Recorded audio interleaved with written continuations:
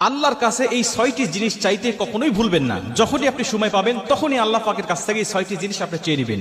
উঠতে বসতে চলতে ফিরতে সব সময় আল্লাহ পাকের কাছে চাইবেন, কারণ এই 6টি জিনিস যদি আপনার হয়ে যায়, আপনার জীবনে দুঃখ কষ্ট দুশ্চিন্তা টেনশন কখনো স্পর্শ করতে পারবে না। দুনিয়ার জমিনে আপনি সবচেয়ে সুখী মানব হবেন এবং আখিরাতের জীবনটা আপনার জন্য কল্যাণ করা হবে। এই জন্য নবীজি বলেছেন, তুমি যখনই সময় পাবে তখনই তুমি আল্লাহ পাকের কাছে এই 6টি জিনিস চাইবে। 1 নম্বরে শারীরিক সুস্থতা। শারীরিক সুস্থতা একটা আল্লাহ পাকের পক্ষ থেকে একটা বড় নিয়ামত। এই সুস্থতা যদি তোমার মধ্যে না থাকে, তুমি যদি অসুস্থ ব্যক্তি হও, তাহলে তুমি ইবাদত করেও মজা পাবে না, দুনিয়াতে চলতে ফিরতেও তুমি মজা পাবে না, দুনিয়াতে এনজয় করতে পারবে না এবং তুমি আল্লাহ পাককে সন্তুষ্ট করতে পারবে না। এই জন্য শারীরিক সুস্থতা এটা আল্লাহ পাকের পক্ষ থেকে একটা নিয়ামত, এটা তুমি চেয়ে নিবে আল্লাহ পাকের কাছে, আল্লাহ তুমি আমাকে শারীরিক সুস্থতা দান করো। 2 নম্বরে নবীজি সাল্লাল্লাহু আলাইহি ওয়াসাল্লাম বলেন, তুমি হালাল রিজিক আল্লাহ পাকের কাছে চাইবে। হালাল রিজিক এটাও আল্লাহ পাকের পক্ষ থেকে একটি নিয়ামত।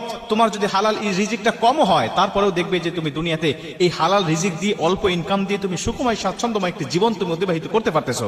কিন্তু যদি হালাল রিজিক না ঢোকে, তোমার হারাম রিজিক তোমার শরীরে তোমার পরিবারের মধ্যে ঢোকে, সংসারের মধ্যে, দেখবে দুশ্চিন্তা টেনশন ডিপ্রেশন সব দিক দিয়ে বেড়ে গিয়েছে, সংসারের মধ্যে অসুস্থতা বেড়ে গিয়েছে, ডিপ্রেশন বেড়ে গিয়েছে। তুমি লক্ষ টাকা ইনকাম করেও মাস শেষে তোমাকে ঋণের মধ্যে পড়তে হবে। আর যদি হালাল ইনকাম হয়, এর মধ্যে আল্লাহ পাকের বারাকা থাকে, বরকত থাকে, তুমি দেখবে মাস শেষে খেয়েও শেষ করতে পারবে না, যদিও সেটা অল্প হয়।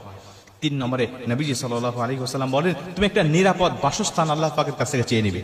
নিরাপদ বাসস্থান এটা আল্লাহ পাকের পক্ষ থেকে আরেকটা নিয়ামত। নিরাপদ বাসস্থান যদি তুমি না থাকে, তুমিও ইবাদত করে মজা পাবে না, তুমিও দুনিয়ার জমিনে একটা নিরাপত্তাহীন জীবন তুমি অতিবাহিত করতে থাকবে, তোমার জীবনটাও নিরাপদ থাকবে না। এমন একটা বাসস্থান তুমি পেয়েছো যেখানে তোমার স্ত্রী পর্দা করতে পারে না, যেখানে তোমার মা পর্দা করতে পারে না, যেখানে তুমি নিরাপদে থাকতে পারো না, তোমার স্ত্রী নিরাপদে থাকতে পারে না। তো একটা হাদিসের মধ্যে নবীজি সাল্লাল্লাহু আলাইহি ওয়াসাল্লাম বলেন, যার কপাল ভালো, যার ভাগ্য ভালো, আল্লাহ পাক তাকে একটা নিরাপদ বাসস্থান দান করে। অতএব নিরাপদ বাসস্থানও মানুষের জন্য একটা বড় নিয়ামত। 4 নম্বরে রাসূল সাল্লাল্লাহু আলাইহি ওয়াসাল্লাম বলেন, তুমি তোমার জীবনে একটা নেককার স্ত্রী আল্লাহর কাছ থেকে চেয়ে নিবে। নেককার স্ত্রী আল্লাহ পাকের কাছ থেকে তুমি চেয়ে নিবে, কারণ এটা আরো বড় নিয়ামত। কারণ কারো দুনিয়াটা কিন্তু জান্নাত নয়, কিন্তু কারো যদি একটা নেককার স্ত্রী থাকে, ওর কাছে দুনিয়াটাই জান্নাত অনুভব মনে হয়, জান্নাতের সে অনুভবটা সে পেতে থাকে যে দুনিয়াটা হয়তো বা জান্নাতের বাগান। কিন্তু কারো কপালে যদি একটা বদকার স্ত্রী জুটে যায়, দুনিয়ার জমিনটা তার কাছে জাহান্নাম মনে হবে। এই জন্য নেককার স্ত্রীও অনেক বড় একটা নিয়ামত। এই নেককার স্ত্রী আপনাকে জান্নাত পর্যন্ত নিয়ে যেতে সহযোগিতা করবে। 5 নম্বরে নবীজি সাল্লাল্লাহু আলাইহি ওয়াসাল্লাম বলেন, একটা নেককার সন্তান তুমি আল্লাহ পাকের কাছ থেকে চেয়ে নিবে। তুমি বলবে, রব্বি হাবলি মিনাস সলিহিন, কারণ তোমার স্ত্রী ভালো, তোমার সংসার ভালো, তোমার ঘর ভালো, তুমি শারীরিক সুস্থতা সব ঠিক আছে, কিন্তু তোমার সন্তান বদকার, তোমার সন্তান নেককার হয় নাই। এই সন্তান কিয়ামতের ময়দানে তোমাকে জাহান্নামে নিয়ে যাবে। কারণ সন্তানকে যখন জাহান্নামের ফয়সালা দেওয়া হবে, তখন সে একা যাইতে চাইবে না, তখন সে তোমার উপর অভিযোগ দিবে এবং তোমাকে সহ সে জাহান্নামে নিয়ে যাবে। কিন্তু সন্তান যদি নেককার হয়, এই সন্তান তোমার জান্নাতে যাওয়ার কারণ হবে, সন্তান তোমার জন্য আল্লাহ পাকের কাছে সুপারিশ করবে। মুসলমান ভাইরা আমার, এই জন্য নবীজি সাল্লাল্লাহু আলাইহি ওয়াসাল্লাম বলেন, আল্লাহ পাকের কাছ থেকে তুমি একটা নেককার সন্তান চেয়ে নিবে।